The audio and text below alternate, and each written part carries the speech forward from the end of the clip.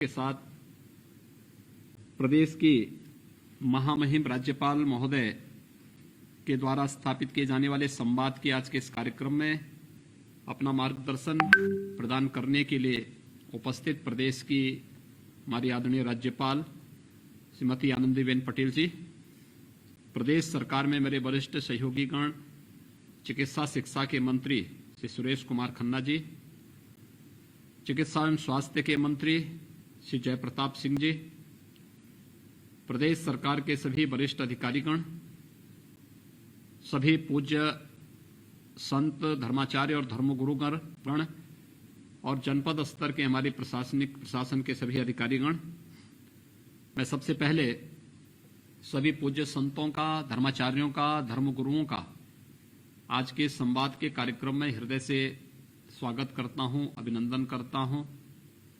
भारतीय नव संवत्सर की हृदय से उन्हें बधाई देता हूं। कल से रमजान का पवित्र कार्यक्रम प्रारंभ हो रहा है, इसके प्रति भी अपनी मंगलमय शुभकामनाएं उन सब के प्रति व्यक्त करता हूं। प्रदेश सरकार आदरणीय प्रधानमंत्री जी के मार्गदर्शन में पिछले 1 वर्ष से कोरोना के खिलाफ इस लड़ाई को पूरी मजबूती से लड़ रहा है। ये वैश्विक महामारी है। आपके सामने दुनिया के अंदर क्या चल रहा है, देश के अंदर क्या चल रहा है, अलग अलग राज्यों में क्या चल रहा है, प्रदेश में क्या चल रहा है, इसका एक प्रस्तुतिकरण अपर मुख्य सचिव स्वास्थ्य ने आप सबके सम्मुख रखा भी।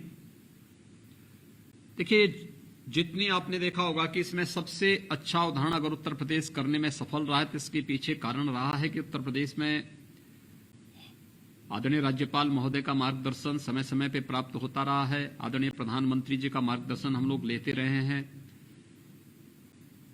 प्रदेश के हर एक तबके ने जाति, मत, मजहब से ऊपर उठ करके राज्य सरकार और केंद्र सरकार के नियमों का पालन किया और बचाव को प्राथमिकता दी। कहते हैं ना कि बीमारी में, आग में और पानी में ये लापरवाही नहीं करनी चाहिए, उसमें बचाव, जितना बचाव कर सकते हैं वही हमारे लिए सर्वोत्तम उपाय है। तो बीमारी के लिए बचाव ही सर्वोत्तम उपाय है। यह कोरोना के मामले में तो अक्सर सही बैठता है। मेरा ये मानना है मानवता को बचाने का सबसे बड़ा जद्दोजहद है। आप देख रहे होंगे, एक पहले कोरोना 2020 के प्रारंभ में आया था और 2020 के प्रारंभ में आने के बाद कोरोना के उस लहर के लिए जब वैक्सीन तैयार होकर के वैक्सीन लगना प्रारंभ हुआ तो वह उससे ज्यादा खतरनाक रूप में आ गया है। आपने देखे होंगे आंकड़े, हम लोगों ने नवंबर से लेकर के मार्च तक इसको पूरी तरह नियंत्रण में रखा और हम लोग आंकड़े दहाई में लेके आ गए थे। यानी हमारे आंकड़े प्रदेश के अंदर 70-75 तक पहुंच गए थे। अब आप देख रहे होंगे यही आंकड़े अब बढ़ करके कल 18,000 तक पहुंचे हैं। यानी काफी तीव्रता है और देश के अंदर महाराष्ट्र है, कर्नाटक, केरल, पंजाब, छत्तीसगढ़, इन राज्यों की स्थिति तो और भी खराब, बहुत ही खराब है। इसलिए मेरा आप सबसे अपील होगा कि बचाव इसका सर्वोत्तम उपाय हो सकता है और हमें बचाव के वे हर संभव प्रयास करने चाहिए जिससे हम लोग इस महामारी से हर एक नागरिक को बचाने में योगदान दे सकें। और इसके लिए हम लोगों का सबसे पहला कार्य होगा कि जो भारत सरकार और राज्य सरकार की गाइडलाइन है उसका हम अक्सर सब पालन करें, स्वयं पालन करें, अपने अनुयायियों, अपने भक्तों को उसको पालन करने के लिए प्रेरित करें। दूसरा, जो बात मैंने पहले भी कही थी, हम मानते हैं आस्था का सम्मान होना चाहिए, लेकिन आस्था मानव के लिए है, मानव आस्था के लिए नहीं है। ये जो कुछ भी है, जब मानव का अस्तित्व रहेगा तभी ये सब चीजें हैं। अगर मनुष्य ही नहीं रहेगा तो कुछ भी तो नहीं रह पाएगा। इसलिए आज के दिन पर कुछ देर तक हम लोगों को अपनी आस्था को एक ओर रख करके मानवता को बचाने के देश की सबसे बड़े अभियान का हिस्सा बनना होगा। और इस दृष्टि से जो प्रधानमंत्री जी ने हमें मंत्र दिया है, 2 गज की दूरी और मास्क जरूरी, हम लोगों ने कुछ नियम जो बनाए हैं कि एक साथ धर्मस्थलों पर कितने लोग जा पाएंगे, सार्वजनिक स्थल पर कार्यक्रम के लिए क्या मानक होने चाहिए।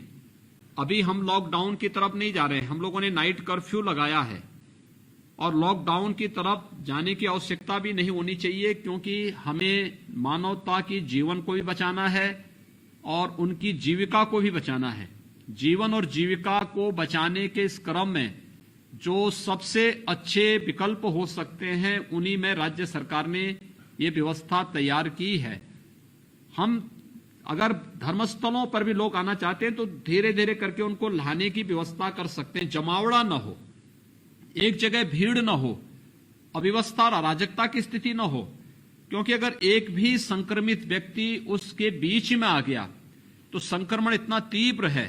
पहले चरण में जो संक्रमण था उसकी स्थिति क्या थी, वहां पर स्थिति यह थी कि अगर एक व्यक्ति संक्रमित होता था तो पूरा परिवार संक्रमित नहीं होता था। अगर इम्यूनिटी ज्यादा है तो अन्य लोग बचे रहते थे, कोई दिक्कत नहीं होती थी। एक ही परिवार में हम लोग देखते थे कि 4 लोग हैं, 2 संक्रमित हो जाते थे, 2 नहीं होते थे। इस बार तो अगर परिवार का कोई एक मेंबर संक्रमित हो गया तो पूरा परिवार तत्काल इसके साथ संक्रमित हो जा रहा है। एक खतरनाक ट्रेंड चल रहा है और पता नहीं लग रहा है। इस दौरान मृत्यु दर भी पहले लहर से ज्यादा है, इसलिए बहुत सतर्कता की आवश्यकता है।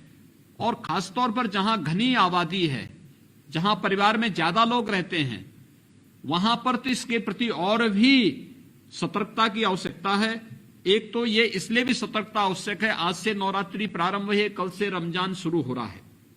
मेरी आप सभी धर्म गुरुओं से अपील होगी कि जैसे पिछली बार आप लोगों ने अपील जारी की थी, कुछ सुझाव हमारे पास आए हैं। हम लोग यहां पे प्रशासनिक टीम के साथ बैठेंगे और इन सब पर विचार भी करेंगे। लेकिन मेरा आप सबसे अपील होगा कि तत्काल पहले हमारी ओर से प्रयास होना चाहिए कि हम लोग सभी जनता से, जनार्दन से, धर्म जो जितने भी आप लोगों के अनुयायी हैं, श्रद्धालु जन हैं, उन सब से अपील होनी चाहिए कि प्रदेश सरकार या भारत सरकार की जो भी गाइडलाइन है उसका पालन हर हाल में हो।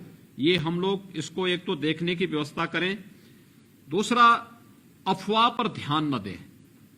देखिए, राज्य सरकार ने और केंद्र सरकार ने हर संभव प्रयास किए हैं। आप याद करिए, जब कोरोना का पहला केस आया था मार्च 2020 में, हमारे पास उस समय प्रदेश में केवल यानी एक भी टेस्ट करने की क्षमता नहीं थी।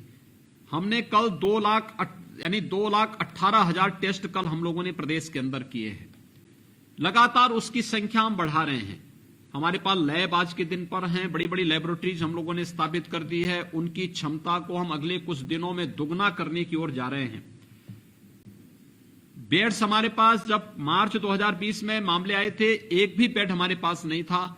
इस समय हमारे पास पर्याप्त बेड्स हैं, लेकिन संक्रमण जितना तीव्र है उसके क्रम में सरकार ये सभी प्रयास करे, क्योंकि बेड अकेले बेड नहीं बढ़ाना है, उसमें ऑक्सीजन की आपूर्ति भी कर रही है। ऑक्सीजन की सप्लाई के लिए उस प्रकार के इक्विपमेंट भी लगाने, एक दिन में नहीं लग जाएंगे। वेंटिलेटर लाना है तो वेंटिलेटर लाना ही नहीं है, वेंटिलेटर एचएफएनसी के लिए उस प्रकार का ट्रेन मैन पावर भी होना चाहिए। हम उसकी ट्रेनिंग के कार्यक्रम हमारे चल रहे हैं, लोगों को उस प्रकार की भर्ती भी हम कर रहे हैं। कुछ समय लग सकता है।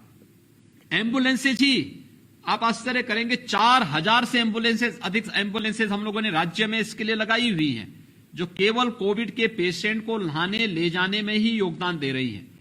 लेकिन हो सकता है कहीं पर कोई समस्या हो सकती हो और उसी को लेकर के मीडिया एक अफवाह फैलाने का प्रयास करे, तो किसी भी अफवाह में आए बगैर हम लोगों को राज्य की व्यवस्था के साथ जुड़ करके इन पूरे में अपना योगदान दे। अगर हम लोग देंगे, आप लोग देंगे, तो मैं फिर कह सकता हूं कि जैसा बेहतर प्रबंधन आदरणीय राज्यपाल महोदय के मार्गदर्शन में हम लोगों ने प्रदेश के अंदर पिछली बार प्रस्तुत किया था, राज्य सरकार उसको फिर से प्रस्तुत करने और उसको आगे बढ़ाने में सफल होगी।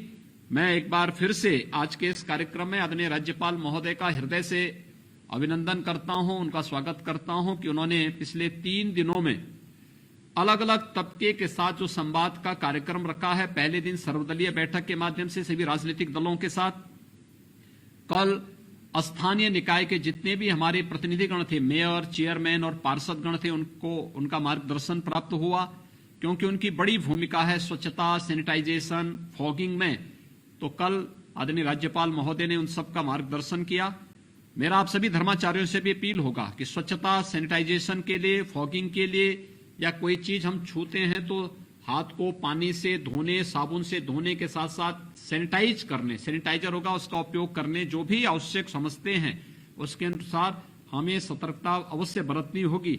ये मेरी आप सबसे अपील होगी। और आज आप सभी पूज्य संतों के साथ आदरणीय राज्यपाल महोदय का सानिध्य हमें प्राप्त हो रहा है। मैं उनका एक बार फिर से हृदय से स्वागत करता हूं, अभिनंदन करता हूं। आप सभी पूज्य संतों का, धर्मगुरुओं का, धर्माचार्यों का हृदय से अभिनंदन करता हूं, आभार व्यक्त करता हूं और विश्वास करता हूं कि आप सबका सहयोग पिछले 1 वर्ष से या सरकार को पिछले 4 साल से सरकार चल रही, सरकार के हर कार्यों के साथ आप सभी पूज्य संतों का, धर्मगुरुओं का सानिध्य प्राप्त हुआ है और ये फिर से प्राप्त होगा।